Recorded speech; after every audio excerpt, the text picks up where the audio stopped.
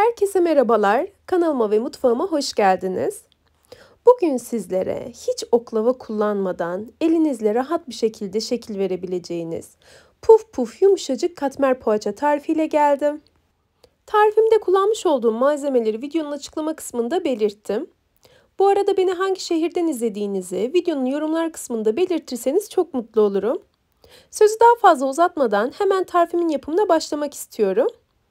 Yoğurma kabına 1 su bardağı ılık sütü, 1 su bardağı ılık suyu ve 1 su bardağı oda sıcaklığındaki yoğurdu alalım.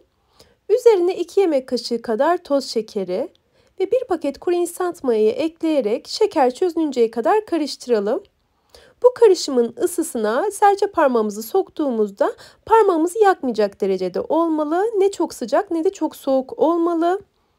Sonrasında 1 su bardağından biraz eksik sıvı yağı ekleyelim.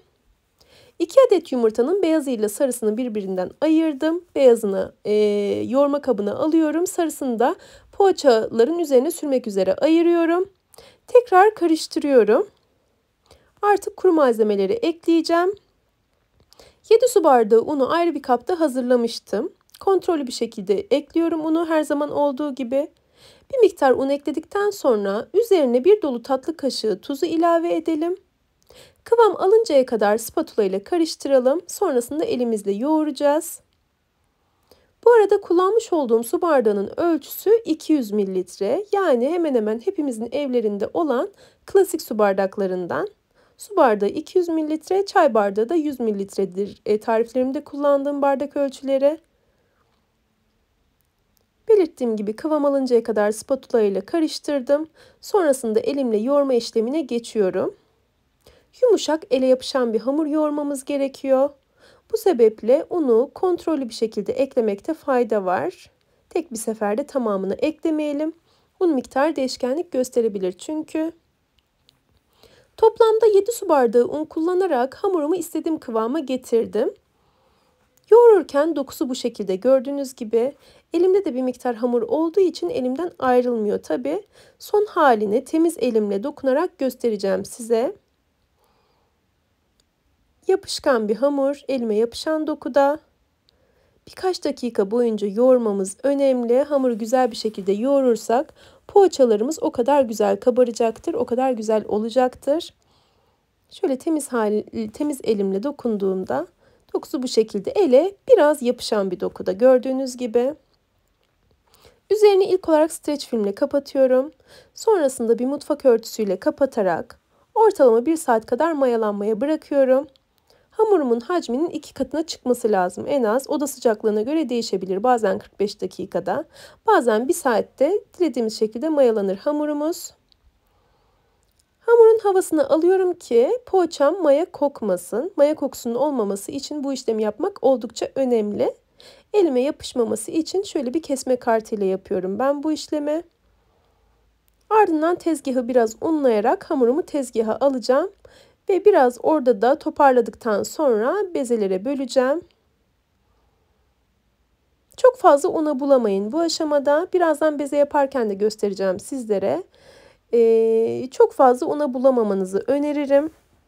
Evet, yapışkan bir hamur, ele yapışan bir dokuda. Ama çok az un serptiğimde de gayet rahat bir şekilde toparlanıyor gördüğünüz gibi.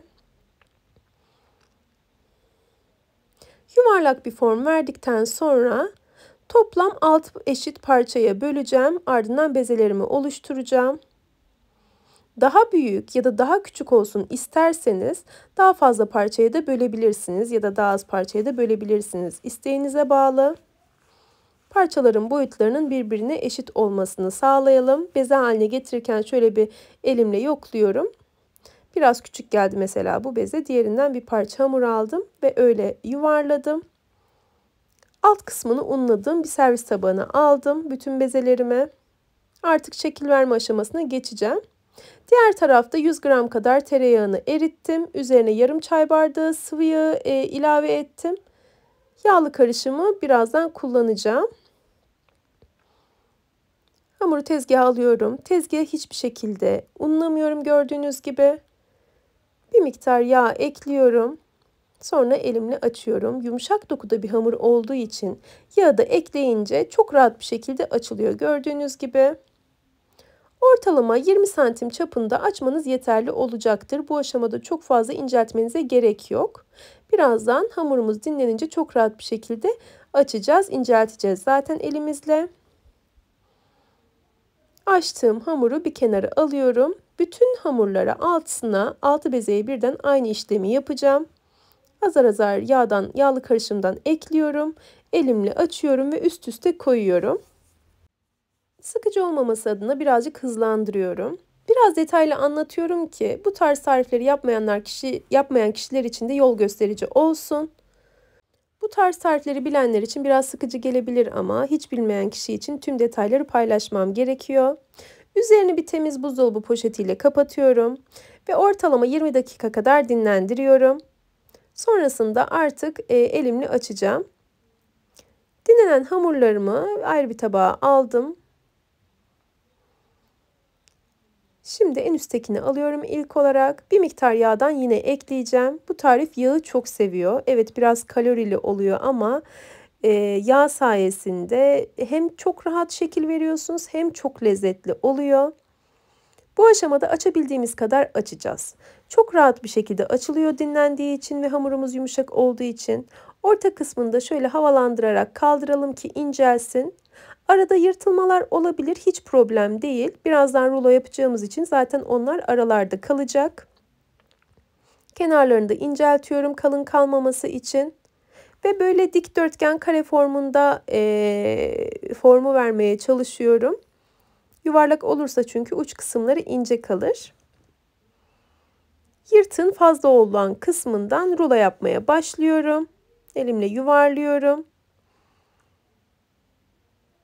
Şekil vermesi oldukça pratik ve herhangi bir alete, işte oklava, merdane ihtiyaç duymadan bu tarz tarifleri yapabilmek bence çok güzel, çok rahat bir şey. Elinizle şipşak yapıyorsunuz. Ve son halini görünce de tekrar tekrar yapmak isteyeceğinizi düşünüyorum ben şahsen. Rulo yaptıktan sonra biraz elimle toparlıyorum, hafif uzatıyorum. Sonrasında gül böreği sarar gibi doluyorum. Uçta kalan kısmını da alt kısmına koyuyorum ki açılmasın. Sonra elimle hafif bastırıyorum üzerine. Yağlı kağıt serdiğim fırın kabına bu şekliyle alıyorum. 6 tane hamura da aynı işlemi uygulayarak fırın kabına alacağım. Evet, artık fırın kabıma hazırladım. Katmer poğaçalarımı üzerini kapatarak en az yarım saat tepsi mayası yapıyorum. Tepsi mayası yapmak oldukça önemli. Yarım saatin sonunda ayırmış olduğum yumurta sarılarını çırparak, karıştırarak fırçayla üzerlerine dağıtıyorum. Dağıtırken çok sert hareketlerle yapmayın ki havası sönmesin hamurların. Nazik hareketlerle üzerine yumurta sarısını dağıtıyorum. Yumurta sarısını dağıttıktan sonra üzerine son olarak susam ekledim ben. Susam yerine haşhaş da ekleyebilirsiniz ya da susamla birlikte çörek otu da ilave edebilirsiniz. 200 derecede fırınımı ısıtmıştım.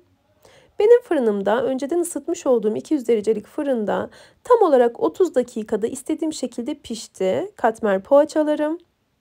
Sıcaklığı çıktıktan sonra servis tabağına aldım. Sizlere yakından yumuşaklığını göstermek istiyorum şimdi. Puf puf yumuşacık oluyor. Fırından ilk çıktığı anda da aynen bu şekilde. Üzeri de altı da çok güzel bir şekilde yumuşak oluyor. Fakat ben biraz dinlenmesini istedim. Çünkü elim yanardı, bu şekilde iç dokusunu gösteremezdim sizlere. Pamuk gibi oluyor gördüğünüz gibi. Denediğiniz takdirde ben çok beğeneceğinizi düşünüyorum. Umarım tarifimi denersiniz.